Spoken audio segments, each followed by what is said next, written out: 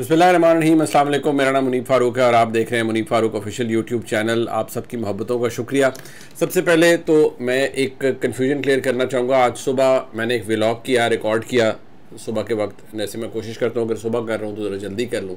वो रिकॉर्ड किया, मैंने अपनी टीम को भेजा।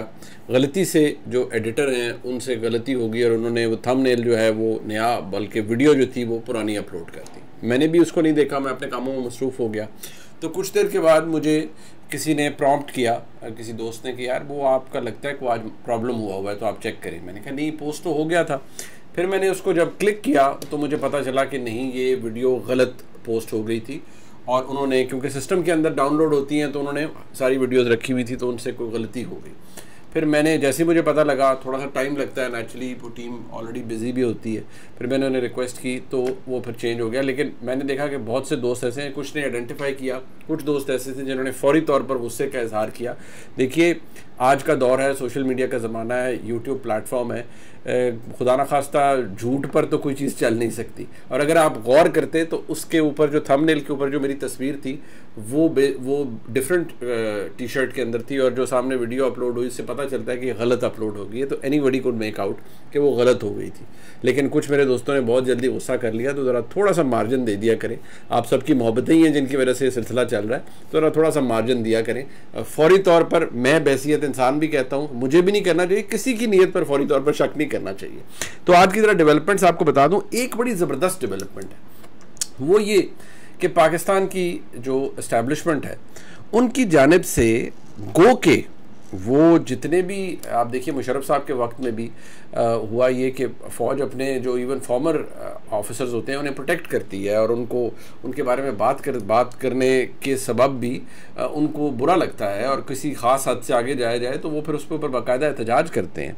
लेकिन एक दिलचस्प चीज़ जो कि तमाम टेलीविज़न चैनल्स को बता दी गई है वो क्या है, वो ये है कि जी आपने जितने भी साबका रिटायर्ड अफसरान हैं, मतलब उनमें जनरल बाजवा साहब हैं, जनरल फैज़ हमीद साहब हैं, और जो रिटायर्ड फ़ौज के अफसरान हैं, उनको कभी भी अगर आपने तस्वीर दिखानी है तो आपने तस्वीर दिखानी है उनकी सिविलियन कपड़ों के अंदर।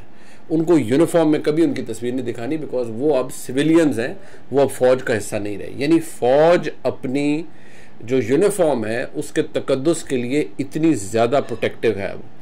और जो काम हुआ है पहले, जैसे बाजवा साहब के दौर के अंदर वो आए और फिर वो जो पूरा प्रोजेक्ट था इमरान खान साहब वाला, वो जिस तरह से चला और सारा कुछ हुआ, तो वो उन्होंने इस चीज़ को अब उसको खुद को उससे डिस्टेंस कर रही है, इदारा भी डिस्टेंस कर रहा है। लिहाजा फिर ये इस तरह की इंस्ट्रक्शंस हमारे सामने आ गई हैं कि जी आप फौरी तौर पर ये चीज़ जो है ये नहीं करनी, किसी भी टेलीविज़न चैनल ने ये नहीं दिखानी है। आपने तस्वीर बिल्कुल दिखाएं for the sake of criticism, किसी ने बात हो रही है, आपने एनालिसिस करना है, कुछ करना, दिखाएं, लेकिन यूनिफॉर्म में नहीं दिखाना। ये एक बड़ी सिग्निफिकेंट बात है। इससे पता चलता है कि गो के फ़ौज प्रोटेक्ट करती है अपने साबिक अफसरान को भी, लेकिन फ़ौज अपने यूनिफॉर्म के ऊपर कॉम्प्रोमाइज़ नहीं कर रही।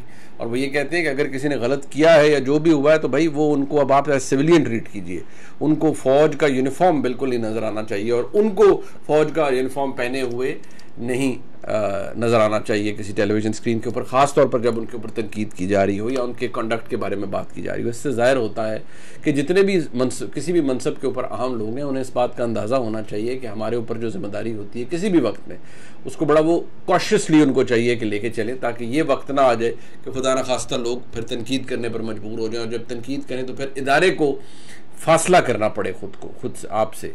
तो लिहाजा ये एक चीज़ बड़ी अहम है। दूसरी बात ये कि ये बड़ी कुछ तल्ख बातें हैं पाकिस्तान की तारीख़ के अंदर। अभी ये रिसेंटली वो कल बड़ा ज़बरदस्त इंटरव्यू किया मेरे दोस्त शाहज़ेब खानज़ादा ने शाहिद खाकान अब्बासी साहब का, और कुछ लोगों ने कहा जी शाहिद खाकान अब्बासी साहब के पास अल्फाज नहीं थे, वो क्या कर रहे थे, वो ये कर रहे थे, वो कर रहे थे। एक बात मैं आपको बता दूँ, कुछ हमारे दोस्त ऐसे भी थे जर्नलिस्ट पिछले दौर के अंदर जो कि बाकायदा तौर पर क्रिएट किए गए, मतलब उनमें यूट्यूब पे आने वाले कुछ हजरात थे। मैं आज़ादी इज़हार राय के ऊपर यकीन करता हूँ, लेकिन मैं कुछ ऐसे लोगों को जानता हूँ जिनको वो कहा जाता है कि वो बाकायदा वो एक ब्रिगेड बनाई गई, और उस ब्रिगेड का काम क्या था, लोगों को बैड माउथ करो, झूठ बोलो। कई तो ऐसे लोग हैं जिनकी कॉन्वर्सेशंस मैंने सुनी है, मतलब कॉन्वर्सेशन ऐसे कि वो आपस में बात कर रहे हैं, कंप्लीटली अननोन पीपल, अभी भी वो आई डोंट नो वो उनका क्या बैकग्राउंड है, कि वो बैठकर ये डिस्कशन कर रहे हैं कि अगर एक जर्नलिस्ट को बैड माउथ करना है तो क्या कि जी हामिद मीर साहब पे तो जी वो झूठा हमला हुआ था, वो कोई गोली शोली नहीं लगी। मतलब इस नौयत के लोग कि एक चीज लिखी पड़ी एक शख्स मौजूद है और अभी भी गालिबन एक या दो बुलेट्स उनके जिस्म के अंदर है, और आपका इख्तिलाफ राय आप जरूर इजहार करें कि उस शख्स को वो बिल्कुल जिसे कहते हैं ना मौत के मुंह से वो शख्स वापस आया और ये बैठकर एक बंदे की तस्लील कर रहे हैं क्योंकि जी उसके खिलाफ हमने पूरा प्रोपेगेंडा करना है। तो ये सिलसिले शुरू हो गए। इस तरह के कुछ और थे जो ये इस हद पर चले गए मेरे दोस्त कि उन्होंने जनाब बैठ के इतने जज्बाती हो जाते कि वो कई जो मतलब इस हद तक कि वो कहते कि नहीं जी थोड़ा मोटा जो है ना ट्विस्ट करना फैक्ट्स को, अगर वो मुल्क के लिए अच्छा है तो फिर हमें छोटा मोटा झूठ भी बोलना खैर है, उसकी कोई बात नहीं है, छोटा मोटा झूठ भी बोल लेना चाहिए अगर मुल्क का भला हो रहा है। मतलब ये फैसला मैं खुद ही कर लूं कि मैंने झूठ बोलना है क्योंकि मेरे झूठ से मुल्क का भला हो जाएगा, मतलब मेरे पास भाई ऐसी कोई अथॉरिटी नहीं है। इसी तरह फिर ये जो ब्रिगेड बनाई गई इसके अंदर कुछ ऐसे ब्रिगेड के अंदर लोग हैं जो अब ना वो जिसे कहते हैं ना कि उन्होंने कंपोजर लूज कर दिया है।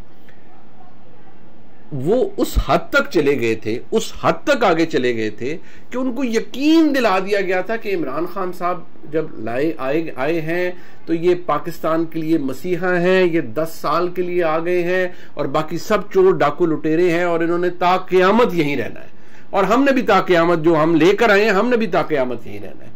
तो मैं अंदाजा मुझे होगा कि अब जब वो बेचारे कंपोजर लूज कर गए ना, मतलब लेट मी टेल यू कि वो अब जैसे डॉक्टर मोहित पीरजादा साहब हैं, मैं उनको उस वक्त से जानता हूं जब वो आए, बड़े पढ़े लिखे वेल रेड आदमी हैं और मैं अभी भी मेरा उनसे बड़ा एहतराम का ताल्लुक है, लेकिन मैं ओपिनियन को क्रिटिसाइज करता हूं कि मुझे उनकी जो तज्जिया और कुछ चीजें जो पिछले 4 सालों में उन्होंने की, ये वो थे ही नहीं मोहित पीरजादा साहब जिनको मैं जानता था या जिनसे मेरा इंटरेक्शन हुआ। वो अच्छे रीजनिंग वाले, मतलब उनका जो गुफ्तगू थी उसमें टिल्ट, और ठीक है थोड़ा हमारे इंटरनल बायसेस होते हैं, किसी जगह आपको लगता भी आपके तजिए से फर्क हो रहा है, लेकिन आप बिल्कुल ही जिसे कहते हैं ना वो हिटमैन बन जाएं, वो काम मैंने चंद हमारे दोस्तों के अंदर देखा कि उन्होंने तमाम हदें फैलांग दी। इसलिए जब वो रिवर्स हुआ, हर चीज अंडू हुई, प्रोजेक्ट इमरान को वाइंड अप किया गया, तो बेचारे अपना कंपोजर लूज कर गए और फिर जो आया दिल में उन्होंने कहा, जो बोला उन्होंने कहा। मतलब कई हमारे ऐसे दोस्त जो टबों में बैठ के प्रोग्राम करते रहे कि जी वो आ गए जी, वो देखें जी कितनी लूट मची हुई है प्राइम मिनिस्टर हाउस के अंदर, कितना ये हो गया, कितना वो हो गया। अब मैं उन्हें देखता हूं कि यार भाई लूट पिछले 4 सालों की तो आपको नजर आई नहीं है, वहां कितनी लूट और कौन शख्स था जिसने दिहाड़ियां लगाई हैं प्राइम मिनिस्टर हाउस में बैठ के, उधर के दरो दीवार ऐसे खुरेदे ना तो आपको पता लग जाता है प्राइम मिनिस्टर हाउस में क्या क्या हुआ है। लोगों को हफ्जे बेजा के अंदर तो वहां रखा गया है, ब्लैकमेलिंग के लिए वहां पर औरतों को बंद करके रखा गया, वो अब किसी को याद नहीं है। नहीं, दौर गुजर गया, उसके बारे में कोई बात नहीं करता। बड़ा जुल्म है जी, आज बड़ा ऑपरेशन है पाकिस्तान के अंदर, आज बड़ा ये है। भाई मैं तो उस वक्त भी कहता था जब सहाफियों को निकाला गया कि जुल्म में नहीं होना चाहिए, नौकरियों से ना निकालें। मैं आज भी कहता हूं कि जो घुटन का माहौल है ये नहीं होना चाहिए, बिल्कुल नहीं होना चाहिए।